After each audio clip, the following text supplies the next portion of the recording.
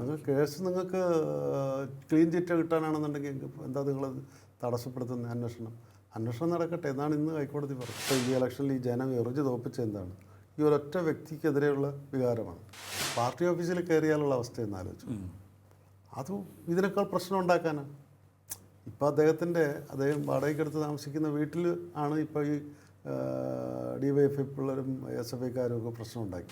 ഇവൻ പിണറായി വിജയൻ്റെ മുന്നിൽ CPMന് മറ്റാർക്കും ഒരു സേവില്ല. പുള്ളി തീരുമാനിക്കുന്ന കാര്യങ്ങൾ നടക്കും. പുള്ളി ചിന്തിക്കുന്ന പോലെ കാര്യങ്ങൾ ചെയ്യും. പാർട്ടിയിലുള്ള സേവ് വെച്ചിട്ട് മുഹമ്മദ് റിയാസിനെ കൊണ്ടുവന്ന് എന്തെങ്കിലും ആക്കാമെന്ന് വിചാരിച്ചാൽ പാർട്ടി ഇപ്പോഴത്തെ സാഹചര്യത്തിൽ ഒരിക്കലും നടക്കും. ശശിധരൻ കർത്ത എന്ന് പറയുന്ന ആൾ അത്രയധികം ഷ്രൂഡാണ്, അത്രയധികം ഷാർപ്പാണ്. ഷ്രൂഡെന്നാണ് ഞാൻ പറയാൻ ഉദ്ദേശിക്കുന്നത്. ഷാർപ്പല്ല, ഷ്രൂഡാണ്. അല്ലെങ്കിൽ അത് അദ്ദേഹം റെക്കോർഡിക്കലാക്കും. അതിന് മാത്രമല്ല, ഈ 134 കോടി രൂപ അയാൾ എസ്കലേറ്റ് ചെയ്ത് കാണിച്ചിരിക്കുന്ന ഏത് അക്കൗണ്ടിലെന്നറിയാമോ? ട്രാൻസ്പോർട്ടേഷൻ. അന്ന് ED ആക്രമിച്ചത് പാർട്ടിക്കാർ പ്രതീക്ഷിച്ചത് ഇത് മറ്റു പലയിടത്തും മുൻകാലങ്ങളിൽ CPMൻ്റെ മറ്റേ പോഷക സംഘടനകളുടെയും പ്രതികരണങ്ങൾ വെടിവെപ്പിലേക്ക് കലാശി. വെടിവെപ്പിലേക്ക് ഇതും അങ്ങനെ വെടിവെപ്പിലേക്ക് കലാശിച്ച ഒരു രക്തസാക്ഷി ഒന്നോ ഒന്നിലധികം രക്തസാക്ഷി ഉണ്ടായിരുന്നെങ്കിൽ VDS സർക്കാരിൻ്റെ കാര്യത്തിലാണെങ്കിലും ഈ കേസിൻ്റെ കാര്യത്തിലാണെങ്കിലും ഒരു തീരുമാനം ഉണ്ടാവുക.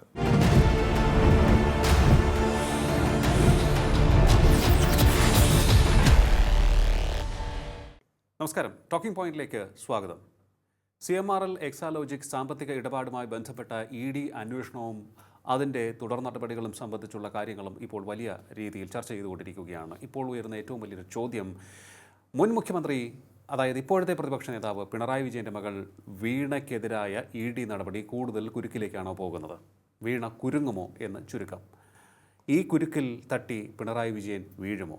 അദ്ദേഹത്തിനെതിരെയുള്ള നടപടികൾ എത്രത്തോളം സ്ട്രോങ് ആയി പോകും? അതോടൊപ്പം തന്നെ EDക്കെതിരായ അക്രമ സംഭവങ്ങളിൽ കൂടുതൽ പേർ പിടിയിലായിക്കൊണ്ടിരിക്കുന്നു എന്നുള്ള റിപ്പോർട്ട് നമുക്ക് ലഭിക്കുന്നുണ്ട്. പരിശോധിക്കാൻ നമുക്ക്. നമ്മോടൊപ്പം ചേരുകയാണ് മുതിർന്ന മാധ്യമപ്രവർത്തകൻ ശ്രീ എൽ അജിത്. നമസ്കാരം. ടോക്കിംഗ് പോയിന്റിലേക്ക് സ്വാഗതം. CMRL കമ്പനിക്കെതിരെയുള്ള ED നടപടി വെള്ളിയാഴ്ച വരെ നിർത്തിവെക്കാൻ കോടതി പറഞ്ഞിട്ടുണ്ട്. പക്ഷേ മറ്റുള്ളവർക്കെതിരെയുള്ള നടപടികളൊക്കെ തുടരാം എന്നാണ് പറഞ്ഞിരിക്കുന്നത്. ഇതുവരെയുള്ള സംഭവങ്ങളുടെ ഒഴുക്ക് വെച്ച് നോക്കുമ്പോൾ വീണ വിജയൻ, പിണറായി വിജയൻ്റെ മകൾ, അവർക്കെതിരെയുള്ള നടപടികൾ കൂടുതൽ അവരെ കുരുക്കുന്ന തരത്തിലേക്ക് പോയിക്കൊണ്ടിരിക്കുകയാണോ? അതോ നമ്മളെപ്പോഴും കാണുന്നത് പോലെ കുറേയേറെ നാൾ ഈ വിവാദവും വലിയ രീതിയിലുള്ള ചർച്ചകൾക്കും ശേഷം അവർ തലയൂരി പോകുമോ? ഇപ്പോൾ അവസാനം പറഞ്ഞ ആ ഒരു സെൻറ്റൻസിന് വേണമെങ്കിൽ ഒരു മറുപടി പെട്ടെന്ന് അവിടെ നിന്ന് നമുക്ക് തുടങ്ങാം. അവരിത് നിർത്തുമെങ്കിൽ പിണറായി വിജയൻ്റെ പ്രതിപക്ഷ സ്ഥാനം ഇരിക്കുന്നവരെ അവരിത് തുടരുള്ളൂ, ഈ അന്വേഷണം. അതൊന്ന് മാറിക്കഴിഞ്ഞാൽ ചിലപ്പോൾ അവർ വിട്ടേക്കും. അതൊന്ന് മാറി അദ്ദേഹം അതൊക്കെ ഉപേക്ഷിച്ച് രാഷ്ട്രീയം നിർത്തിക്കഴിഞ്ഞാൽ ചിലപ്പോൾ അത് ഉപേക്ഷിച്ചേക്കും. അന്വേഷണം അല്ല, ഈ താങ്കൾ പറഞ്ഞതുപോലെ അതങ്ങ് വഴിയിലങ്ങിടും. പല കേസുകൾ അവരെടുത്തതുപോലെ പല കേസുകളും വഴിക്ക് വെച്ച് ഡ്രോപ്പ് ചെയ്തതുപോലെ അതങ്ങ് ഡ്രോപ്പ് ചെയ്യും.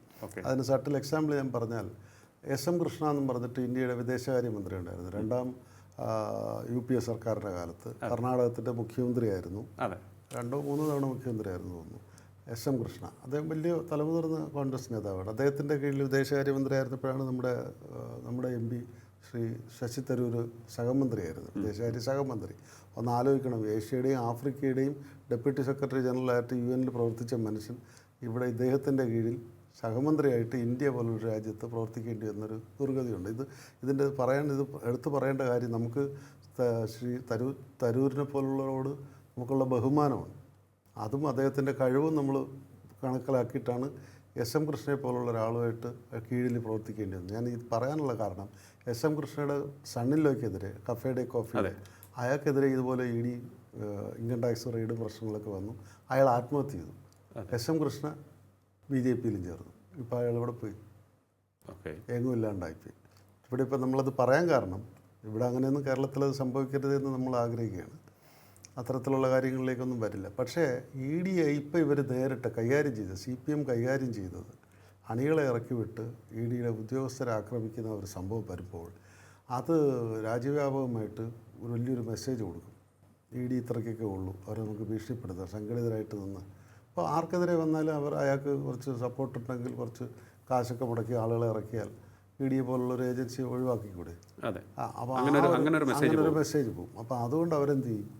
അവർ ഈ കേസുകാർക്ക് അവരുടെ വ്യക്തിത്വത്തിൻ്റെ, ആ ഏജൻസിയുടെ വ്യക്തിത്വത്തിൻ്റെ അതിൻ്റെ അത് പ്രൂവ് ചെയ്യേണ്ട അതിൻ്റെ ആവശ്യകത അവർക്കുണ്ട്. അങ്ങനെ വരുമ്പോൾ അവരത് കടുപ്പിക്കുമ്പോൾ എന്ത് പറ്റും? ബിനീഷ് കൊടിയേരിയുടെ അദ്ദേഹം മറ്റേ ബാംഗ്ലൂർ അഗ്രഹാരയിലൊക്കെ കിടന്നല്ലോ. ആ രീതിയിൽ ഇവർ ചോദ്യം ചെയ്യാൻ ഇപ്പോഴും ഹൈക്കോടതി ഇന്നത്തെ വിധിയിലും പറഞ്ഞു, കേസ് നിങ്ങൾക്ക് ക്ലീൻ ചിറ്റ് കിട്ടാനാണെന്നുണ്ടെങ്കിൽ എന്താ നിങ്ങളത് തടസ്സപ്പെടുത്തുന്ന അന്വേഷണം നടക്കട്ടെ എന്നാണ് ഇന്ന് ഹൈക്കോടതി പറഞ്ഞത്. അതെ, അന്വേഷണം നടക്കട്ടെ. അപ്പോൾ ഈ അന്വേഷണത്തിൻ്റെ ഭാഗമായിട്ട് ശ്രീമതി വീണ വിജയൻ അവർ കസ്റ്റഡി ചോദിച്ചാൽ എന്ത് ചെയ്യും? കറക്റ്റ്. ചോദിച്ചാൽ വിടാതിരിക്കാൻ പറ്റില്ല. അപ്പോൾ എക്സോണറേറ്റ് ചെയ്യപ്പെടാനാണെങ്കിൽ എന്ത് ചെയ്യും? കുരുക്കാനല്ല, എക്സോണറേറ്റ് അവരെ കുറ്റവിമുക്ത ആക്കാനാണെങ്കിൽ എന്ത് ചെയ്യും? പക്ഷേ എങ്കിലും ചോദ്യത്തിന് പോകണമല്ലോ. ചോദ്യം ചിലപ്പോൾ ഒരു ദിവസം കൊണ്ട് തീർന്നില്ല എന്ന് വരും, ഒരാഴ്ച വരെ നീണ്ടാൽ വരും. അതിലും അവരെ കൊണ്ട് എനിക്ക് തോന്നുന്നില്ല അവർക്ക് അങ്ങനെയൊക്കെ പിടിച്ചു നിൽക്കാൻ പറ്റുമെന്ന്. മറ്റ് ആണുങ്ങളെയൊക്കെ പിടിക്കുന്നത് പോലെ പിടിച്ചുകൊണ്ട് പോയാൽ, അല്ലെങ്കിൽ അത്ര പഠിച്ച കളികളല്ലെന്നുണ്ടെങ്കിൽ പിടിച്ചു നിൽക്കാൻ പറ്റില്ല. അപ്പോൾ എനിക്ക് തോന്നുന്നില്ല, എൻ്റെ വ്യക്തിപരമായ അഭിപ്രായം അത് വലിയൊരു കഷ്ടമായിരിക്കും അങ്ങനെയാണെങ്കിൽ. വീണ വിജയൻ അവർ ചോദ്യം ചെയ്യാൻ ഇൻട്രോഗേഷന് കസ്റ്റഡിയിൽ കൊണ്ടുപോകുക എന്ന് പറയുന്നത് വലിയൊരു കഷ്ടമായിരിക്കും. പക്ഷേ ഇങ്ങനെ മസിൽ പിടുത്തം നടന്നാൽ അതിനിടയ്ക്ക് ശ്രീമാൻ പിണറായി വിജയൻ പഴയ മുഖ്യമന്ത്രി, അദ്ദേഹത്തിനുള്ള RSS സംഘപരിവാറിലുള്ള സ്വാധീനമൊക്കെ ഉപയോഗിച്ച് എങ്ങനെയെങ്കിലും ആ കുട്ടിയെ ഊരിക്കുന്നതായിരിക്കും ബുദ്ധി. അതല്ലെങ്കിൽ ഇപ്പോൾ അവരെ അൺലീഷ്ഡാണ്, ഇപ്പോൾ ED അൺലീഷ്ഡാണ്, അൺബ്രൈഡൽഡാണ്. അവർക്കിപ്പോൾ ഒരു കടിഞ്ഞാണുമില്ല. അവർക്ക് പ്രത്യേകിച്ച് അസൈൻമെൻറ്റ് കൊടുത്തു വിട്ടിരിക്കുകയാണ്. ആ അസൈൻമെൻറ്റിൽ നിന്നും മാറുക എന്നുള്ള ഒരു നിർദ്ദേശം അമിത്ഷാ പോലുള്ള കേന്ദ്ര ആഭ്യന്തരമന്ത്രിയുടെ കീഴിൽ നിന്നും ഉണ്ടായില്ലെങ്കിൽ അവർ പ്രശ്നമാക്കും, അവർ കൊണ്ടുപോകും. ആ രീതിയിലേക്കാണ് കാര്യങ്ങൾ പോകുന്നത്. പിന്നെ ഇവിടെ അവരെ ആക്രമിച്ച ആ പിള്ളേരുടെ എല്ലാം ലൈഫ് പാഴായി. അവരെ കാറ്റൽ ക്ലാസ്സിൽ കൊണ്ടുപോകേണ്ടി വരും. ശശി തരൂർ സാർ പണ്ട് പറഞ്ഞ കാറ്റൽ ക്ലാസ്, ഇന്ത്യൻ റെയിൽവേയുടെ കന്നുകാലി ക്ലാസ്സിലേക്ക് അവരെ ചിലപ്പോൾ ഡൽഹിയിൽ കൊണ്ടുപോകും. അല്ല, ആ വ്യക്തികളുടെ കാര്യം, അതായത് ഇതുമായി ബന്ധപ്പെട്ട് അറസ്റ്റിലായവരുടെ കാര്യം കഷ്ടത്തിലാകും എന്ന് പലരും പറയുന്നുണ്ട്. അത് ശരിക്കും അത്തരത്തിൽ അവർ ഗുരുതരമായിട്ടുള്ളൊരു നിയമപ്രശ്നത്തിലാണ് പെട്ടിരിക്കുന്നതെന്ന് തന്നെ പറയാം. ഉറപ്പല്ലേ? ഗുരുതരമായ അല്ല, അവർ വെറുതെ തടയാൻ വേണ്ടി ശ്രമിച്ചെന്നല്ല. ഈ ചുടുകല്ലൊക്കെ എടുത്തെറിയുന്നത് നമ്മൾ കണ്ടില്ലേ? അത് ഏതെങ്കിലും ഓഫീസറുടെ തലയ്ക്ക് കൊണ്ട് മരിച്ചു പോയാൽ എന്ത് ചെയ്യും? വധശ്രമത്തിനാണ് അവരത് തന്നെയാണ് ഇപ്പോൾ അവർ പറഞ്ഞിരിക്കുന്നത്. ED ഇപ്പോൾ മ്യൂസിയം പോലീസ് സ്റ്റേഷനിൽ ഫയൽ ചെയ്തിരിക്കുന്ന ചാർജസ് വധശ്രമമാണ്.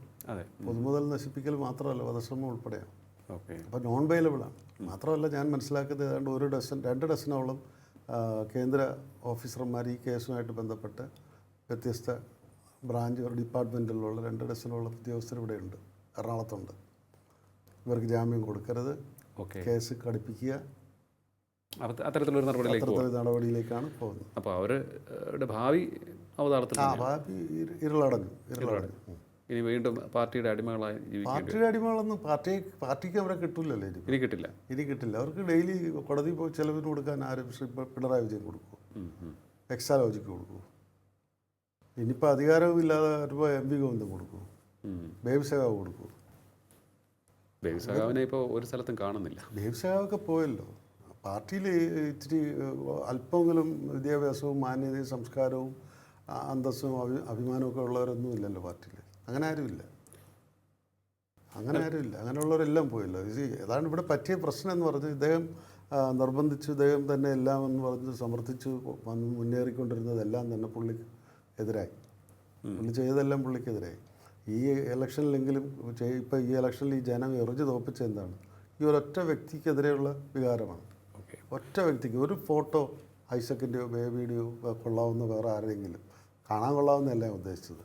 പറയാൻ, പുറത്ത് കാണിക്കാൻ വിദ്യാഭ്യാസവും സംസ്കാരവും ഉള്ളവരാരെങ്കിലും ഉണ്ടായിരുന്നെങ്കിൽ ചിലപ്പോൾ ഇത്രയും സെറ്റ് ബാക്ക് ഉണ്ടാവില്ലായിരുന്നു. ഒരേ ഒരു തല അതെത്ര കാസർഗോഡ് മുതൽ തിരുവനന്തപുരം വരെ ഉണ്ടായിരുന്നു. എത്ര ഫ്ലെക്സാണ് വെച്ചിരിക്കുന്നത്? എത്രയെങ്കിലും ഫ്ലെക്സല്ലേ വെച്ചത്? അത് തന്നെ അനുകൂലമായി. പാർട്ടിക്കാർക്ക് കൂടുതൽ വിരോധം തോന്നാൻ തന്നെ അത് കാരണമായി. അല്ല, അത്തരത്തിലൊരു പോസ്റ്റർ ഞാൻ എൻ്റെ ഓർമ്മ വെച്ചതിന് ശേഷം ഞാൻ കണ്ടില്ല. ഏതെങ്കിലും ഒരാളെ മാത്രം ഫോക്കസ് ചെയ്തുകൊണ്ടൊരു പാർട്ടി അത് ഉണ്ടായിരുന്നു ചെന്നൈയിൽ, തമിഴ്നാട്ടിൽ ശ്രീമതി ജയലളിത ഉണ്ടായിരുന്നു. ആ ഒരു ശൈലി. മുൻ മുഖ്യമന്ത്രിയുടെ മകൾ പൂർണ്ണമായും കുടുങ്ങാനുള്ള സാധ്യത ഏറെയാണെന്ന് പറഞ്ഞു. അതിനോടൊപ്പം തന്നെ എന്തായിരിക്കും വീണയുടെ പിതാവ് പിണറായി വിജയൻ്റെ അവസ്ഥ എന്നുള്ളതാണ് അടുത്ത ചോദ്യം. അത് പാർട്ടിക്കുള്ളിൽ അദ്ദേഹത്തിനെതിരെ ഉണ്ടായിരുന്ന വിമർശനവും എതിർപ്പും ഒക്കെ നേരത്തെ ശക്തമായി നിന്നപ്പോഴാണ് ഈ സംഭവം ഉണ്ടാകുന്നത്. ഞാൻ വിചാരിച്ചു അതിനുശേഷം പാർട്ടിക്കുള്ളിലെ ചർച്ച ആ തർക്കത്തിൽ മാത്രം ഒതുങ്ങും എന്ന് വിചാരിച്ചു. ഈ ED അന്വേഷണം രാഷ്ട്രീയ പക തീർക്കാൻ വേണ്ടിയാണ് എന്നുള്ള വിഷയത്തിലേക്ക് മാറിപ്പോകുമെന്ന് കരുതി. പക്ഷേ അതിനുശേഷവും ചർച്ച നടക്കുകയാണ്. പിണറായി വിജയൻ എന്തിന് മകളുടെ കേസിൽ പാർട്ടിയെ ഇത്തരത്തിൽ ഉപയോഗിച്ചു എന്നാണ് പലരും ചോദിക്കുന്നത്. അതാണല്ലോ അതാണ് നമ്മൾ പറയേണ്ടത്. ഇദ്ദേഹം പരിണതപ്രജ്ഞനായിട്ടുള്ള ഒരു രാഷ്ട്രീയ നേതാവാണ്. അദ്ദേഹത്തിന് ഇത്തരത്തിലുള്ള വക്രീകരിച്ചുള്ള കാര്യങ്ങൾ ചെയ്യാൻ അദ്ദേഹത്തിനുള്ള വൈഭവം, അദ്ദേഹത്തിനുള്ള വൈദഗ്ധ്യം മറ്റാർക്കുമില്ല. കേരള പൊളിറ്റിക്സിൽ ഞാൻ കണ്ടിട്ടില്ല. കാരണം ഈ പറയുന്ന ശ്രീമതി വീണ വിജയൻ തന്നെ AK സെൻ്ററിൻ്റെ അഡ്രസ്സല്ലേ കൊടുത്തിരുന്നത്.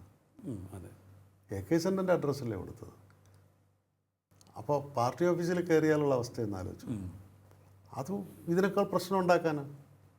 ഇപ്പോൾ അദ്ദേഹം വാടകയ്ക്കെടുത്ത് താമസിക്കുന്ന വീട്ടിൽ ആണ് ഇപ്പോൾ ഈ DYFI പിള്ളേരും SFIക്കാരും ഒക്കെ പ്രശ്നം ഉണ്ടാക്കി. അപ്പോൾ പാർട്ടി ഓഫീസിൽ കയറിയാലുള്ള രാഷ്ട്രീയ സാഹചര്യം എന്താണ് കേരളത്തിൽ? അത് വല്ലാത്ത കോളുകളൊക്കെ ഉണ്ടാക്കി. അപ്പോൾ അതൊക്കെയാണ് ആ വക്രതയുടെ ആ ഒരു ചിന്ത. അതൊക്കെയാണ്. ഇതൊന്നും പാർട്ടിക്കാർക്ക് ആർക്കും അറിയില്ലേ? പാർട്ടി സെക്രട്ടറിക്ക് അറിയില്ലേ? പാർട്ടി ജനറൽ സെക്രട്ടറിക്ക് അറിയില്ലേ? അവർക്കൊന്നും സേയില്ല. ശ്രീമാൻ പിണറായി വിജയൻ്റെ മുന്നിൽ CPMന് മറ്റാർക്കും ഒരു സേവില്ല. പുള്ളി തീരുമാനിക്കുന്ന കാര്യങ്ങൾ നടക്കും. പുള്ളി ചിന്തിക്കുന്ന പോലെ കാര്യങ്ങൾ ചെയ്യും. അതാണ് നമ്മൾ ഈ കാണുന്നത്. അത് ഈ പറഞ്ഞ പാർട്ടി സെക്രട്ടറിയുടെ മകളെന്തിനാ പാർട്ടി സെക്രട്ടറി ഓഫീസ് കൊടുത്ത് അഡ്രസ്സായിട്ട് കൊടുത്തത്?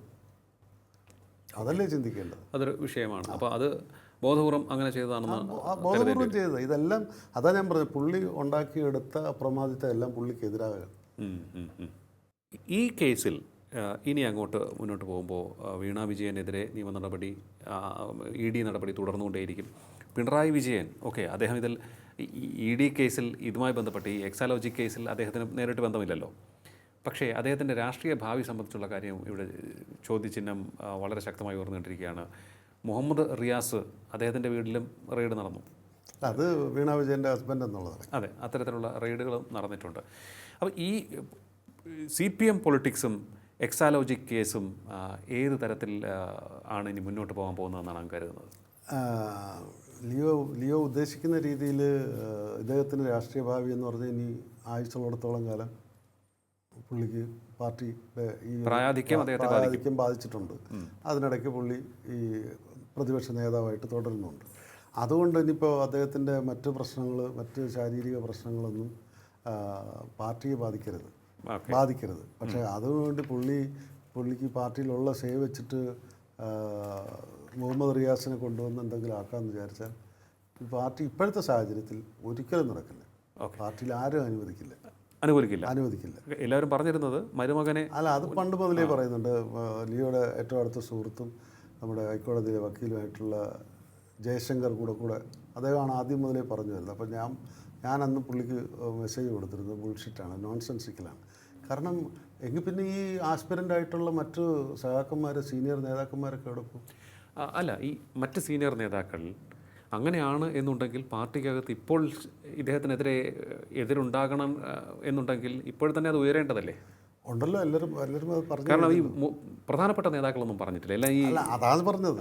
ഈ ചാനൽ ചർച്ചയ്ക്ക് വരുന്നവരൊക്കെ ഏത് തരത്തിലുള്ളവരാണ്? ചാനൽ ചർച്ച മാത്രമല്ല, എനിക്ക് തോന്നുന്നു ഏരിയ കമ്മിറ്റി, ജില്ലാ കമ്മിറ്റികൾ അവിടെ എല്ലാം എതിരാണ് വന്നിട്ടുള്ളത്. പക്ഷേ ഈ സംസ്ഥാന സമിതിയിലും സംസ്ഥാന സെക്രട്ടേറിയറ്റിലും വരുമ്പോഴാണ് കാര്യങ്ങൾ പിണറായി വിജയൻ അനുകൂലം. അവിടെ പാർട്ടി ജനറൽ സെക്രട്ടറി ഉൾപ്പെടെ ഇരിക്കുകയല്ലേ, ശ്രീമാൻ ബേബിസഖ ഉൾപ്പെടെ അവിടെ ഇരിക്കുകയല്ലേ. അതെ.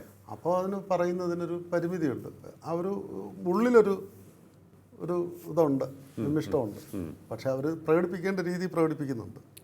അങ്ങനെയാണ് അറിയുന്നത്. അപ്പോൾ അത്തരത്തിലുള്ള സംഭവങ്ങളിൽ അദ്ദേഹത്തിൻ്റെ ആഗ്രഹങ്ങൾ, ഇനി പൊളിറ്റിക്കലായിട്ടുള്ള ആഗ്രഹങ്ങൾ പാർട്ടിക്കുള്ളിൽ നടക്കാൻ സാധ്യത കൂടുതൽ അസ്പയർ ചെയ്യാതിരിക്കുന്നതാണ് പുള്ളിക്ക് നല്ലത്, അദ്ദേഹത്തിന് നല്ലത്. അതെ. അപ്പോൾ മറ്റൊരു ചോദ്യം, ഈ കേസുമായി ബന്ധപ്പെട്ടുള്ള മറ്റൊരു ആംഗിൾ അല്ലെങ്കിൽ വേറൊരു വിഷയം അവിടെ നിൽക്കുന്നത് CMRL കമ്പനിയാണ്, കരിമണൽ കമ്പനിയാണ്. ആ വിഷയത്തിൽ ഏത് തരത്തിലായിരിക്കും ആ കമ്പനിയുടെ നീക്കങ്ങൾ? അവരുടെ കണക്ക് പുസ്തകത്തിൽ ഒട്ടേറെ വമ്പന്മാരുടെ പേരുണ്ടെന്നാണ് അറിയുന്നത്. ലിയോ അതിൻ്റെ കൂടെ ചേർക്കാൻ ലിയോ ചോദിച്ച ചോദ്യത്തിനുള്ള ഉത്തരത്തിന് മുമ്പ് തന്നെ അതിനകത്ത് മറ്റൊരു കാര്യം കൂടെയുണ്ട്. ഈ ശ്രീമാൻ ശശിധരൻ കർത്ത എന്തിനാണ് ഇത്രയധികം പൈസ കൊടുത്തത് എന്നുള്ളൊരു ചോദ്യമുണ്ട്. അപ്പോൾ അതിന് പറയുന്ന ക്വിഡ് പ്രോക്കോ എന്ന് പറയും, എന്തെങ്കിലും അവിഹിതമായി ചെയ്തു കൊടുക്കുന്നതിന് പ്രതിഫലം. ആ ക്വിഡ് പ്രോക്കോയാണ് ഈ ശ്രീമതി വീണ വിജയന് കിട്ടിയെന്നുള്ളതാണ് ബേസിക്കലി ഉള്ള സത്യം. അപ്പോൾ അത് എന്താണെന്ന് ഇതുവരെ പുറത്ത് പറഞ്ഞിട്ടില്ല. അത് ആര് പറയണം? ശശിധരൻ കർത്ത പറയണം, ശ്രീമതി വീണ വിജയൻ പറയണം, ശ്രീ പിണറായി വിജയൻ പറയണം. ഇതിനകത്ത് ഞാൻ മനസ്സിലാക്കുന്നത് 2018 കൊടിയ പ്രളയം ഉണ്ടല്ലോ ഇന്ത്യയിൽ, ലോകത്ത് ഈ കേരള ചരിത്രത്തിൽ കണ്ടിട്ടില്ലാത്ത പ്രളയം. ആ സമയത്ത് ആലപ്പുഴ ഹൈവേ വഴി പോകുമ്പോൾ നമ്മൾ കണ്ടിട്ടുണ്ടോ സ്പിൽവേ, ആലപ്പുഴ സ്പിൽവേ, അതിൻ്റെ പടിഞ്ഞാറ് ഭാഗത്ത് ആ കായലിങ്ങനെ പോകുന്നതിൻ്റെ അടുത്ത് തൊട്ട് കടൽ ഉണ്ട്.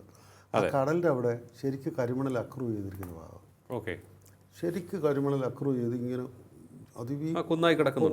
കോടി രൂപയുടെ ഇത് ചെയ്തിരുന്നു. അവിടെ അത് പ്രൊട്ടക്റ്റ് ചെയ്യാൻ വേണ്ടി, അത് വീണ്ടും കടലിലേക്ക് ഒലിച്ചു പോകാതിരിക്കാൻ വേണ്ടി കാഷ്വറീന കാറ്റാടി മരങ്ങൾ വെച്ച് പിടിപ്പിച്ചിരുന്നു അതിന് പുറത്തേക്ക്. കാറ്റാടി മരത്തിൻ്റെ പ്രത്യേകത അതാണ്. കാറ്റാടി മണ്ണൊലിപ്പ് തടയും. അത് അത് വളരെ പ്രേക്ഷകരെ അറിയേണ്ട ഒരു കാര്യമാണ്. നമ്മുടെ കോഴിക്കോട് ബീച്ച് ഇന്ന് വരെ മാറിയിട്ടില്ല. കോഴിക്കോട് ബീച്ചിന് ഇത്രയും പ്രസിദ്ധി കിട്ടിയിരിക്കുന്നത് ആ കാറ്റാടി മരങ്ങൾ വെച്ചിട്ട് അവിടെ അത്രയും നല്ല മണലും നല്ല ബീച്ച് അവിടെ ഡെവലപ്പ് ചെയ്തിരിക്കുന്നു. കറക്റ്റ്. നമ്മളിപ്പോൾ ഈ നമ്മൾ വർക്കലയിലേക്ക് പോകുമ്പോൾ, അതായത് തിരുവനന്തപുരം മുതൽ വർക്കല വരെയുള്ള ബീച്ച് എല്ലാം വലിയ രീതിയിൽ നശിപ്പിക്കപ്പെട്ടു. അപ്പം അതിനിടയിൽ ചില സ്ഥലങ്ങളൊക്കെ പിടിച്ചിരിക്കുന്നുണ്ട്. അവിടെ നോക്കുമ്പോൾ ഈ കാറ്റാടി മരങ്ങളും തെങ്ങും ഒക്കെ ഉണ്ട്. തെങ്ങ് പലപ്പോഴും ഇത്ര ഹെവി ആയിട്ടുള്ളതായതുകൊണ്ട് ചിലപ്പോൾ കടവഴുകും. പക്ഷെ കാറ്റാടി മരം അങ്ങനെ അല്ല. അതിന് കാറ്റാടിക്കും മറ്റേ ഇതിനൊക്കെയുള്ള പ്രശ്നം, കണ്ടൽക്കാടുകളുള്ള പ്രശ്നം എന്ന് പറയുന്നത് അതിൻ്റെ വേരുകൾ, പ്രത്യേകിച്ച് കണ്ടലിന് അതിങ്ങനെ ഒരു ഷോക്ക് അബ്സർവർ പോലെയാണ് അത് പ്രവർത്തിക്കുന്നത്. തെങ്ങിൻ്റെ വേര് കാറ്റാടിയുടെ സ്ട്രോങ് ആയിട്ട് നിൽക്കുക. അപ്പോൾ അങ്ങനെ ഒരു ഗുണമുണ്ട്. അതുകൊണ്ടാണ് ഈ കാറ്റാടി വെക്കുന്നത്. പിന്നെ കടലിൽ വളരുന്ന കണ്ടൽ കാടുകളുണ്ട്, കടൽ തീരദേശത്ത് വളരുന്നത്. അപ്പോൾ അത് നമ്മൾ ശാസ്ത്രീയമായിട്ട് ഇത് പിടിപ്പിക്കണമെന്ന് പണ്ട് ഞാൻ തന്നെ കേരള കോളേജിൽ എഴുതിയിട്ടുണ്ട്. 2018-ലും 2019-ലും പ്രളയം വന്നപ്പോൾ. അത് നമ്മുടെ നാഗർകോവിൽ തിരുനെൽവേലി ഭാഗത്തൊക്കെ ഉണ്ട്. അപ്പോൾ ഈ അങ്ങനെ കാറ്റാടി വെച്ചിരുന്ന ആ സ്ഥലത്ത് പ്രളയത്തിൻ്റെ മധ്യ തിരുവിതാംകൂറിലുണ്ടായിരുന്ന കൊടിയ പ്രളയത്തെ അവിടുത്തെ വെള്ളം ഇറങ്ങി പോകാൻ വേണ്ടി എന്നുള്ള വ്യാജേന സ്പിൽവേയിൽ അവിടുന്ന് ഈ മണ്ണെടുത്ത് മാറ്റാൻ അനുവാദം കൊടുത്തു. ഓക്കെ, വളരെ ബുദ്ധിപരമായി. അപ്പോൾ മണ്ണും എടുത്തു, മണലും എടുത്തു, വെള്ളം ഇറങ്ങി എന്നുള്ളതാണ്. അതാണ് ക്വിഡ് പ്രോക്കോ ഞാൻ മനസ്സിലാക്കുന്നത്. ഇതാരും പറഞ്ഞിട്ടില്ല. ക്വിഡ് പ്രോക്കോ എന്ന് പറയുന്നത് അവിടെയാണ് നടന്നിരിക്കുന്നത്. അതിനാണ് ഈ മാസപ്പടി നോക്കുകൂലി എന്നും പറഞ്ഞിങ്ങനെ കൊടുത്തത് എന്നാണ് മനസ്സിലാക്കുന്നത്. ഇത് ശശിധരൻ കർത്ത ഉൾപ്പെടെ പറഞ്ഞിട്ടില്ല. ശശിധരൻ കർത്ത ഇപ്പം തന്നെ ഓൾറെഡി ഒരു അപ്രൂവറിൻ്റെ മൂഡിലാണ് പുള്ളി നിൽക്കുന്നത്. അദ്ദേഹം പറയുന്നത് കേരളം പോലൊരു സംസ്ഥാനത്ത് എല്ലാ ചെറിയ ഞാഞ്ഞൂൽ പാർട്ടികൾ പോലും ഒരുപാട് അധികാരം ഭീഷണിയൊക്കെ ഉപയോഗിക്കുന്ന ഒരു സാഹചര്യം ഉള്ളതുകൊണ്ട് അവർക്കൊക്കെ അദ്ദേഹത്തിന് പൈസ കൊടുത്തെങ്കിലും ഇങ്ങനെ ഒരു വ്യവസായം നടത്താൻ പറ്റുള്ളൂ എന്ന് ഓൾറെഡി പറഞ്ഞു കഴിഞ്ഞു. അപ്പോൾ ഇപ്പോൾ അദ്ദേഹത്തിൻ്റെ മകനെ കൂടെ ക്ലബ് ചെയ്തുകൊണ്ട് ജോയിൻറ്റ് ഡയറക്ടറോ മറ്റാണ് പുള്ളിയുടെ കമ്പനിയുടെ അഡീഷണൽ ഡയറക്ടറോ ജോയിൻറ്റ് ഡയറക്ടറോ പാർട്ട്ണറോ എന്തൊക്കെയാണ്. ആ മകനെയും കൂടെ കൊടുത്തിയതുകൊണ്ടാണ് പുള്ളി ഇനി ഇത് കൃത്യമായിട്ട് അപ്രൂവർ, ശരിയായൊരു അപ്രൂവറിൻ്റെ വേഷത്തിൽ ഇനി വരാനിരിക്കുന്നത്. അതാണ് അദ്ദേഹം ഈ കാശ് കൊടുക്കുന്നതെല്ലാം കൃത്യമായി രേഖപ്പെടുത്തി വയ്ക്കുകയും ചെയ്തു. അദ്ദേഹം അതുവഴി പോയി CCTVയിൽ ഫോട്ടോ ഉണ്ടെങ്കിൽ ലിയോയുടെയും എൻ്റെയും പേര് വരെ വേണമെങ്കിൽ എഴുതി വയ്ക്കും. ആ അവസ്ഥയിലാണ് അദ്ദേഹം. എത്ര ഷാർപ്പായിട്ട് എഴുതി വെച്ചെന്ന് ആലോചിക്കും. അദ്ദേഹം അപ്രൂവർ വേഷം എടുക്കും, അദ്ദേഹം രക്ഷപ്പെടും, ഒരു തർക്കമില്ല. മാത്രമല്ല അദ്ദേഹത്തിന് ED ഒരു പണിഷ്മെൻറ്റ് എമൗണ്ട് പറയും, അത് അയാൾ അടയ്ക്കുകയും ചെയ്യും. പിന്നെ ഞാൻ മനസ്സിലാക്കുന്ന അദ്ദേഹത്തിന് സംഘപരിവാറുമായിട്ട് ബന്ധമുണ്ട്. അദ്ദേഹത്തിൻ്റെ സഹോദരൻ ഏതോ സംഘപരിവാർ സംഘടനയുടെ സംസ്ഥാന പ്രസിഡൻ്റാണ്. അദ്ദേഹം രക്ഷപ്പെടും. അദ്ദേഹത്തിന് പേര് കൊണ്ടും പൈസ കൊണ്ടും അർത്ഥം കൊണ്ടുമൊക്കെ രക്ഷപ്പെടാനുള്ള ഏത് ക്രിമിനൽ കേസിലും അപ്രൂവർ ആകുന്നവർക്ക് ഒരു വേറൊരു സ്റ്റേറ്റസ് അല്ലേ. അല്ല, ഇത് എഴുതി വെക്കാമെങ്കിൽ അദ്ദേഹത്തിന് അത് കൊടുത്തതിൻ്റെ തെളിവും കാണും. ഉറപ്പല്ലേ, കൊടുത്തതിൻ്റെ തെളിവാണല്ലോ പുള്ളി എഴുതി വെക്കുന്നത്. അല്ല, എഴുതി വെക്കുന്നതിനപ്പുറത്തേക്ക് ട്രാൻസാക്ഷൻ റെക്കോർഡ്സ് കാണിക്കാൻ ചിലപ്പോൾ സാധിച്ചേക്കും. അതൊക്കെയാണ് അങ്ങ് പറഞ്ഞതുപോലെ CCTV ഫുട്ടേജ് ചിലപ്പോൾ കാണും. എല്ലാം കാണും. CCTV ഫുട്ടേജ് കാണും. ബാങ്ക് ട്രാൻസാക്ഷൻസ് ഉണ്ട്, ചെക്ക് വഴി കൊടുത്തത്. ഞാൻ കുടുങ്ങിയ എല്ലാവരും കൊണ്ടേ പോകുള്ളൂ. അതാണ് ആ ഒരു ഇതായിരിക്കണം. അത് പഴയകാലത്തെ മണിച്ചൻ്റെ ഡയറി കുറിപ്പ് പോലെ അല്ല. ഇപ്പം എല്ലാം ഡിജിറ്റലാണ്. അതെ, ഡിജിറ്റലും CCTVയും ഒക്കെ കിടക്കും. അതാണ് ഞാൻ ചോദിക്കാൻ കാരണം. ഈ മണിച്ചൻ്റെ ഡയറിയിൽ ഉണ്ടായിരുന്നത് ഡയറിയിൽ ആർക്ക് വേണമെങ്കിൽ എന്ത് എഴുതി ചേർക്കാം. പക്ഷേ ഇതൊന്നും ഇല്ലല്ലോ, ഡിജിറ്റൽ ട്രാൻസാക്ഷൻ. അതെ, അപ്പോൾ അതുപോലെ ഈ ഡയറിയിൽ എഴുത്ത് മാത്രമായിരിക്കില്ല എന്നാണ് ഞാൻ. അല്ല, ഡയറിയിൽ എഴുതിയതല്ല, ഇത് ഡിജിറ്റൽ രേഖകളാണ് അവർ പിടിച്ചിരിക്കുന്നത്. അവർ ഓൺലൈൻ ട്രാൻസാക്ഷൻ, ചെക്ക് വഴി കൊടുത്തതും ബാങ്ക് ട്രാൻസാക്ഷനും ഓൺലൈൻ ട്രാൻസാക്ഷൻ അതൊക്കെയാണ് അവർ പിടിച്ചിരിക്കുന്നത്. ഇതിനകത്ത് ശ്രീമതി വീണ വിജയൻ വേറൊരു അവരെയൊക്കെ ഉപദേശിക്കുന്നു. ശ്രീമതി വീണ വിജയനെയും ശ്രീ പിണറായി വിജയനെയും ഉപദേശിക്കുന്നതിൽ നല്ല ഉപദേഷ്ടാക്കളെ കിട്ടിയിട്ടില്ല. നല്ല ചാർട്ടേഡ് അക്കൗണ്ടൻ്റെയോ നല്ല രാഷ്ട്രീയ പക്വതയുള്ളവരെയോ IAS കാരെയോ കിട്ടിയിട്ടില്ല എന്നാണ് ഞാൻ മനസ്സിലാക്കുന്നത്. സോറി കേട്ടോ. അതിൻ്റെ കാരണം ഒരു മുഖ്യമന്ത്രി ഇങ്ങനെ അധികാരത്തിൽ ഇരിക്കുമ്പോൾ അദ്ദേഹത്തിൻ്റെ മകൾക്ക് ഇങ്ങനെ പേരിൽ പൈസ മേടിക്കാൻ പാടുണ്ടോ റെക്കോർഡിക്കലായിട്ട്? ഓക്കെ. അത് പറഞ്ഞു കൊടുക്കാൻ ആളുണ്ടായിരുന്നില്ല. അതാണ്ട് ആ പാവം ആ സ്ത്രീ ഇപ്പോൾ പ്രതിയായി കിടന്നു ഓടുന്നത്. ഞാൻ അവരിങ്ങനെ കസ്റ്റഡിയിലെടുക്കുക കൊണ്ടുപോകുക എന്നുള്ളതിനെക്കുറിച്ച് വ്യക്തിപരമായി ഞാൻ യോജിക്കുന്നില്ല. എനിക്കത് ഞാൻ മനസ്സാൽ ഒരിക്കലും ആഗ്രഹിക്കാത്തൊരു കാര്യമാണ്. പക്ഷേ അവരുടെ രീതികൾ അങ്ങനെയാണ്. അവർക്ക് അവരുടെ നിലനിൽപ്പിന്, അവരുടെ ആ ഡിപ്പാർട്ട്മെൻറ്റിൻ്റെ നിലനിൽപ്പിന് അവർക്ക് കസ്റ്റഡിയിൽ കൊണ്ടുപോകേണ്ടി വരും. ഇപ്പോൾ ഇന്നത്തെ ഹൈക്കോടതിയുടെ പരാമർശങ്ങളും എല്ലാം ആ രീതിയിലേക്കാണ് പോകുന്നത്. അന്വേഷണം നടത്തണ്ടേ എന്ന് ചോദിക്കുന്നത് അതാണ്. ഇത്തരത്തിലുള്ള കേസുകളുമായി ബന്ധപ്പെട്ട് നോക്കുമ്പോൾ ഇപ്പോൾ ഉയരുന്ന പല വിമർശനങ്ങളും വരുന്നത് CMRൽ നിന്നും വീണ വിജയൻ അല്ലെങ്കിൽ എക്സാലോജിക്ക് കടം വാങ്ങുന്നു, ആ കടം വീട്ടാനുള്ള പണം ഉൾപ്പെടെ അതെ CMRൽ തന്നെയാണ് കൊടുക്കുന്നത്. എങ്ങനെയാണ് വരുന്നത്? അപ്പോൾ ശശിധരൻ കർത്ത എന്ന് പറയുന്ന ആൾ അത്രയധികം ഷൂഡാണ്, അത്രയധികം ഷാർപ്പാണ്. ഷൂഡെന്നാണ് ഞാൻ പറയാൻ ഉദ്ദേശിക്കുന്നത്. ഷാർപ്പല്ല, ഷൂഡാണ്. അല്ലെങ്കിൽ അത് അദ്ദേഹം റെക്കോർഡിക്കലാക്കും. അതിന് മാത്രമല്ല, ഈ 134 കോടി രൂപ അയാൾ എസ്കലേറ്റ് ചെയ്ത് കാണിച്ചിരിക്കുന്ന ഏത് അക്കൗണ്ടിലെന്നറിയാമോ? ട്രാൻസ്പോർട്ടേഷൻ, കരിമണൽ കരുനാഗപ്പള്ളി മുതൽ അങ്ങോട്ട് കൊണ്ടുപോകുന്നുള്ള ട്രാൻസ്പോർട്ടേഷനിലാണ് 134 കോടി. ഇതൊക്കെ ആണ് സെൽഫ് ബിട്രയലാകുന്നത്. അതെ, സെൽഫ് ബിട്രയലാണ്. ഇത്രയധികം ട്രാൻസ്പോർട്ടേഷൻ ആകുമോ എന്നൊക്കെ പറഞ്ഞപ്പോഴാണ് പുള്ളിക്ക് അത് ബോധ്യമുള്ളതാണ്. അതുകൊണ്ടാണ് പുള്ളി എല്ലാം എഴുതി വെച്ചത്. ഓക്കെ. അപ്പോൾ കരിമണൽ കമ്പനിയുടെ CMRലിൻ്റെ ഒരു പ്രശ്നം എന്ന് പറയുന്നത് അയാൾക്ക് പണിഷ്മെൻറ്റ് കിട്ടും. പണിഷ്മെൻറ്റ് മോണിറ്ററി ആയിട്ടുള്ള പണിഷ്മെൻറ്റ് അടയ്ക്കാൻ പറയും. പിഴ അടയ്ക്കാൻ പറയും. അത്രേ ഉണ്ടാവുള്ളൂ. അതുണ്ടാവും. പിന്നെ ശിക്ഷ കിട്ടുമായിരിക്കും. പക്ഷേ പിഴ അടച്ച് പുള്ളിക്ക് മാപ്പുസാക്ഷിയൊക്കെ ആയിട്ട് ശിക്ഷയുടെ ഒരു ഗ്രാവിറ്റിയൊക്കെ കുറയ്ക്കാൻ പറ്റും. പക്ഷേ ഇതിനകത്ത് വേറൊരു സംഭവം കൂടെ ഉണ്ട് ലിയോ. നമുക്ക് വിട്ടു ഈ നമ്മുടെ ഇവിടെ സ്പിൽവേയുടെ അവിടുത്തെ മണൽ ഖനനം ചെയ്ത് കൊണ്ടുപോയെന്ന് പറഞ്ഞു പ്രളയ സമയത്ത്. അവിടുത്തെ അത് പ്രശ്നമാകുന്നത് രണ്ട് രീതിയിലാണ്. ഒന്ന്, രാജ്യത്തിൻ്റെ പൊതുമുതലുകൾ, പൊതുസ്വത്ത് ആയിട്ടുള്ള ഇത്തരം റിസോഴ്സുകൾ അങ്ങനെ ഒരു സംസ്ഥാനത്തിന് ഏകപക്ഷീയമായിട്ട് എടുക്കാൻ പറ്റില്ല എന്നും പറഞ്ഞിട്ട് ഓർഡേഴ്സ് വന്നതിന് ശേഷം 4 വർഷമായിട്ട് അത് ഉപയോഗപ്പെടുത്തി. അതിൻ്റെ ആ സെൻട്രൽ ഗവൺമെൻറ്റിൻ്റെ നിയമത്തിന് വിരുദ്ധമായിട്ട്. ഇപ്പം നമ്മുടെ വനം വന്യജീവി അത് സെൻട്രൽ ഗവൺമെൻറ്റിൻ്റെ കീഴിലാണ്. അതുപോലെ പെടുന്നതാണ് കടലും തീരപ്രദേശവും ഈ പറഞ്ഞ കരിമണൽ പോലുള്ള റിസോഴ്സുകൾ. അപ്പോൾ അത് നിരോധിച്ചു. അത് കേന്ദ്ര സർക്കാർ നിരോധിച്ചതാണ്. നിരോധിച്ച് 4 വർഷം കഴിഞ്ഞിട്ടാണ് ഈ പണികളൊക്കെ കൂടുതലായിട്ട് നടന്നിരിക്കുന്നത്. അത് എനിക്ക് തോന്നുന്നു ശ്രീമാൻ ശശിധരൻ കർത്തയ്ക്ക് അറിയാമായിരുന്നു, അവെയറായിരുന്നില്ല. അതുകൊണ്ടാണ് പുള്ളി ഇതെല്ലാം റെക്കോർഡിക്കലാക്കിയത്. ഓക്കെ. മനസ്സിലാവുന്നുണ്ടോ? മനസ്സിലായി. ഇതാണ് സംഭവം. അപ്പോൾ ഈ IRE എന്ന് പറയുന്നത് കേന്ദ്ര സർക്കാരിൻ്റെ കീഴിലാണ്. ഇവിടെ നമ്മുടെ നാഗർകോവിലുണ്ട്, കേന്ദ്ര സർക്കാരിൻ്റെ കീഴിലാണ്. അപ്പോൾ നമ്മളിവിടെ അല്ലാതെ ഈ സ്പിൽവേയുടെ അവിടെ ഇങ്ങനെ അക്രൂ ചെയ്ത് ഇങ്ങനെ കൂടി കിടന്ന് കോടിക്കണക്കിന് രൂപയുടെ സാധനം ഈ ഒരു സാഹചര്യം ഉപയോഗപ്പെടുത്തി, 18-ലെ പ്രളയം ഉപയോഗപ്പെടുത്തി എന്നാണ് ഞാൻ മനസ്സിലാക്കുന്നത്. അല്ല, ഇതിനിടയിൽ വരുന്ന വേറൊരു വിമർശനമുണ്ട്. പലരും ചൂണ്ടിക്കാണിക്കുന്നൊരു കാര്യമുണ്ട്. എല്ലാ രാഷ്ട്രീയ പാർട്ടികൾക്കും കരിമണൽ കർത്ത പണം കൊടുത്തിട്ടുണ്ട് എന്ന്, ഒട്ടേറെ സ്ഥാപനങ്ങൾ കൊടുത്തിട്ടുണ്ട് എന്ന്. അപ്പോൾ ഇത്തരത്തിലുള്ള ഈ രാഷ്ട്രീയ പാർട്ടികളെ ഇത് ഏതെങ്കിലും തരത്തിൽ ബാധിക്കുമോ? ശശിധരൻ കർത്ത ഞാൻ പറഞ്ഞില്ലേ നേരത്തെ, CCTV ദൃശ്യങ്ങൾ വെച്ചിട്ട് വേണമെങ്കിലും പുള്ളി എല്ലാവർക്കും പൈസ കൊടുത്തെന്ന് പറഞ്ഞ് എഴുതി വെക്കുന്ന ഒരു രീതിയാണ് പുള്ളി ഇവിടെ അവലംബിച്ചിരിക്കുന്നത്. അപ്പോൾ അങ്ങനെയുള്ളൊരു സാഹചര്യത്തിൽ രാഷ്ട്രീയ പാർട്ടിക്ക് പുള്ളി എല്ലാം ഷോർട്ട് ഫോമിലാണല്ലോ OC, RC, PH എന്നൊക്കെ പറഞ്ഞ് എഴുതി വെച്ചിരിക്കുന്നത്. ഇതെല്ലാത്തിൻ്റെ എക്സ്പാൻഷൻ എല്ലാവർക്കും അറിയാം, ഞാനതിവിടെ ആവർത്തിക്കുന്നില്ല. അപ്പോൾ അങ്ങനെയുള്ളൊരു സാഹചര്യത്തിൽ അവർ പക്ഷെ ചെയ്യാൻ പോകുന്നത് അവരുടെ പ്രസ്ഥാനത്തിന് വേണ്ടി മേടിച്ചതെന്ന് പറയും. പ്രസ്ഥാനത്തിന് മേടിച്ചുകൂടാ എന്നുള്ളതൊന്നും പറഞ്ഞിട്ടില്ല. ഇപ്പോൾ മറ്റേ അതുണ്ടല്ലോ നമ്മുടെ സോഷ്യൽ റെസ്പോൺസിബിലിറ്റി ഫണ്ട് എന്ന് പറയുന്നത്, CRS ഫണ്ട് എന്ന് പറയുന്നത് കഴിഞ്ഞ മോഡി സർക്കാർ കഴിഞ്ഞതിൻ്റെ മുമ്പത്തെ വർഷം അത് കൊണ്ടുവന്നു. രാഷ്ട്രീയ പാർട്ടിയൊക്കെ കൊടുക്കാമെന്ന് പറഞ്ഞിട്ടുണ്ട്. രാഷ്ട്രീയ പാർട്ടിയൊക്കെ കൊടുക്കാവൂ എന്ന് പറഞ്ഞിട്ടുണ്ട്. വ്യക്തികൾക്ക് കൊടുക്കരുത്, വേറെ സ്ഥാപനങ്ങൾക്ക് കൊടുക്കരുത്. ഇതെല്ലാം രാഷ്ട്രീയ പാർട്ടികളെല്ലാം മേടിച്ചിരിക്കുന്നത്. അപ്പോൾ അവർക്കും രക്ഷപ്പെടാം. അപ്പോൾ അവർക്ക് രക്ഷപ്പെടാം. അവർ പാർട്ടിയുടെ പക്ഷേ ഇത് വ്യക്തിപരമാകുമ്പോഴാണ്, അതല്ലെങ്കിൽ രാഷ്ട്രീയ പാർട്ടികളാകുമ്പോൾ സംഭാവനയായിട്ട് ചെയ്യും. ഈ എക്സാലോജിക്കിന് എന്തിന് സംഭാവന കൊടുക്കുന്നു എന്നുള്ളതാണ് അവിടെയാണ് പ്രശ്നം.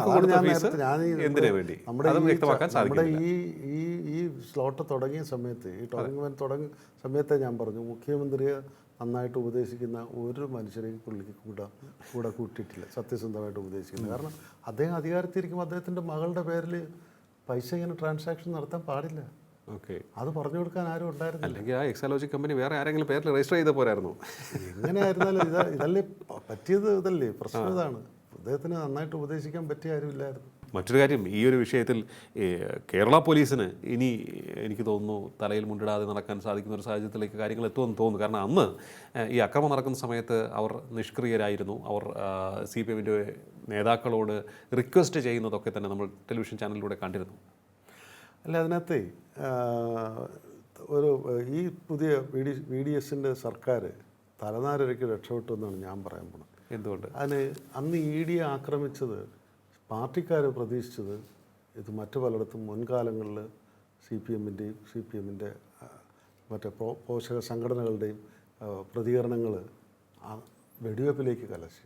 ഓക്കെ, വെടിവെപ്പിലേക്ക് ഇതും അങ്ങനെ വെടിവെപ്പിലേക്ക് കലാശിച്ച ഒരു രക്തസാക്ഷി ഒന്നോ ഒന്നിലധികമോ രക്തസാക്ഷി ഉണ്ടായിരുന്നെങ്കിൽ VDS സർക്കാരിൻ്റെ കാര്യത്തിലാണെങ്കിലും ഈ കേസിൻ്റെ കാര്യത്തിലാണെങ്കിലും ഒക്കെ ഒരു തീരുമാനം ഉണ്ടാകുമായിരുന്നു. അതായത് പോലീസ് ബലം പ്രയോഗിച്ച് അവർ പാർട്ടി ഓഫീസിൽ നിന്നും അറസ്റ്റ് ചെയ്തിരുന്നുവെങ്കിൽ വെടിവെപ്പ് ഉണ്ടാകുമായിരുന്നു. അതിനുള്ള ശ്രമം നടത്തിയിരുന്നെങ്കിൽ പോലും അതിനൊക്കെ പാർട്ടി നേതാക്കന്മാർ അതൊക്കെ മനസ്സിൽ കണ്ടിരുന്നു. പക്ഷെ അതിലേക്ക് പോയില്ല. അത് കേരള പോലീസിന്റെ സംയമനം കൊണ്ടോ അവരുടെ നിഷ്ക്രിയത്വം കൊണ്ടോ അവരുടെ ഭാഗ്യം കൊണ്ടോ അല്ലെങ്കിൽ VD സതീശൻ മുഖ്യമന്ത്രിയുടെ ആഭ്യന്തരമന്ത്രി രമേശ് ചെന്നിത്തലയുടെയൊക്കെ രാഷ്ട്രീയ ഭാവിയുടെ ഒരു ലക്ക് കൊണ്ട് അങ്ങനെ ഒന്നും സംഭവിച്ചില്ല. ഓക്കെ, അതായത് അത്തരത്തിലൊരു ബലപ്രയോഗത്തിലേക്ക് കടന്നിരുന്നുവെങ്കിൽ അവിടെ തീർച്ചയായിട്ടും ഒന്നും തള്ളുണ്ടാകും. അക്രമ സംഭവം പൊട്ടിപ്പുറപ്പെടും. പോലീസ് സ്ഥിതി ശാന്തമാക്കാൻ വെക്കാൻ ഉത്തരവിടേണ്ടി വരുന്നൊരു സാഹചര്യം ഉണ്ടാകും. അപ്പോൾ CPMന് രക്തസാക്ഷികളെ കിട്ടും. കേസ് മാറും. ഈ കേസ് മാറും. വീണ വിജയനെതിരെയുള്ള കേസ് മാറും. പിണറായി എതിരെയുള്ള ആക്ഷേപം മാറും. എല്ലാ പ്രശ്നവും വരുന്നത് സംസ്ഥാന സർക്കാരിനായിരിക്കും. അങ്ങനെ സംഭവം എന്തെങ്കിലും അവർ ലക്ഷ്യം വെച്ചിട്ടുണ്ടാകുമോ? അങ്ങനെ നമുക്ക് പറയാൻ പറ്റില്ല. ഇത്രയും ബുദ്ധിമാന്മാരായിട്ടുള്ള ഇപ്പോൾ CPMമാർക്ക് വേറെ എന്തെങ്കിലും അവരിൽ നിന്ന് കൂടുതൽ നന്മയൊന്നും പ്രതീക്ഷിക്കേണ്ട. അവരതൊക്കെ കാരണം അവർക്കൊന്നും പ്രശ്നമല്ലല്ലോ. ഇപ്പോഴും ഈ ബക്രീദിൻ്റെ അന്നും വീണ വിജയൻ യഥാർത്ഥത്തിൽ നല്ല മട്ടൻ ബിരിയാണി കഴിച്ചിരിക്കും എന്നാണ് എൻ്റെ ഒരു തോന്നൽ. ഈ പാവപ്പെട്ട 19 പേര് അറസ്റ്റ് ചെയ്യപ്പെട്ട പിള്ളേരുടെ ഭാവി പോയില്ല. അല്ല, ഇപ്പോൾ സോഷ്യൽ മീഡിയയിൽ ഒരു പോസ്റ്റ് പ്രചരിക്കുന്നുണ്ട്. ഈ വീട്ടിൽ റെയ്ഡിനെത്തിയ ED ഉദ്യോഗസ്ഥരെയാണ് ഇടത് പ്രവർത്തകർ ആക്രമിച്ചത് അല്ലെങ്കിൽ തടസ്സപ്പെടുത്തിയത്. എന്നിട്ട് ആക്രമിച്ചവൻ്റെ വീടിൻ്റെ ചിത്രവും എന്നുള്ള രീതിയിൽ അതൊരു വലിയ മാൻഷൻ ഹൗസാണ് അദ്ദേഹം ഇപ്പോൾ താമസിക്കുന്നത്. 1,00,000 പരം രൂപ എന്തോ വാടക ഉണ്ടെന്ന് കേട്ടോ. എനിക്കറിയില്ല കേട്ടോ, പറയുന്നതാണ്. 4,000 സ്ക്വയർ ഫീറ്റിന് മുകളിൽ 1 ലക്ഷം 3 ലക്ഷം എന്നൊക്കെ പറയുന്നു. എന്തായാലും 1 ലക്ഷമെങ്കിലും കൊടുക്കേണ്ടി വരും. കാര്യം ബേക്കറി ജംഗ്ഷൻ പോലെ നല്ല കണ്ണായ സ്ഥലം, വലിയൊരു വീടാണ്. 5-8 കാറ് പാർക്ക് ചെയ്യാൻ പറ്റുന്ന ഒരു സ്ഥലമൊക്കെ.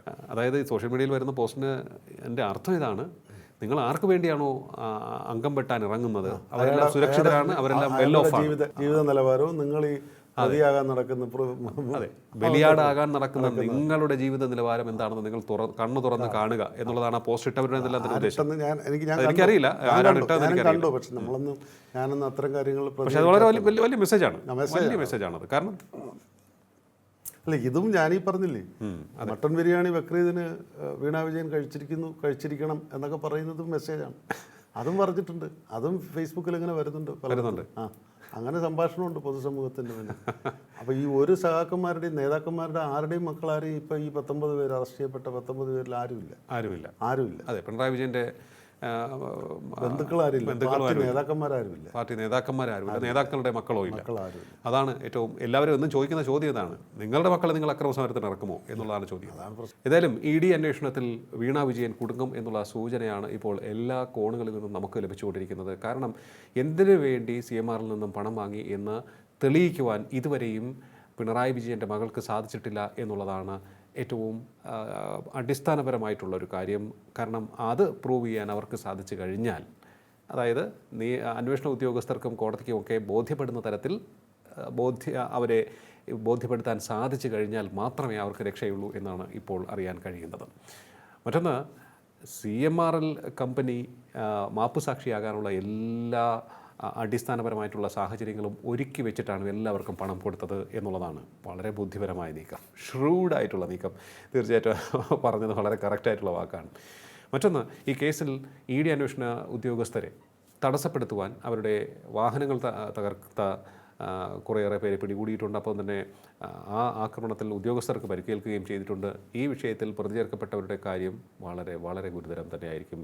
ഇനി അങ്ങോട്ട് അവർക്ക് ഒന്നിന് പിറകെ ഒന്നായി ഒട്ടേറെ നിയമ നടപടികൾ കോടതി കയറി ഇറങ്ങി നേരിടേണ്ട ഒരു സാഹചര്യമാണ് ഉണ്ടായിരിക്കുന്നത്. അത് അവർക്ക് ലോകത്തിന് നൽകാൻ സാധിക്കുന്ന ഏറ്റവും വലിയൊരു പാഠം കൂടിയായിരിക്കും. മുൻപിൻ നോക്കാതെ മറ്റുള്ളവർ പറയുന്നത് കേട്ട് ഇത്തരത്തിലുള്ള കാര്യങ്ങളിലേക്ക് എടുത്തു ചാടരുത് എന്ന ഒരു പാഠം, അത് എല്ലാ യുവാക്കൾക്കും ഉള്ള വലിയ പാഠം തന്നെയായിരിക്കും എന്നുള്ള കാര്യത്തിൽ യാതൊരു സംശയവുമില്ല. വളരെയധികം നന്ദി ഇത്രയും സമയം ടോക്കിംഗ് പോയിന്റുമായി സംസാരിച്ചത്. ടോക്കിംഗ് പോയിൻ്റ് ഈ അധ്യായം ഇവിടെ പൂർണ്ണമാകുന്നു. ഇനി അടുത്ത എപ്പിസോഡിൽ നമസ്കാരം.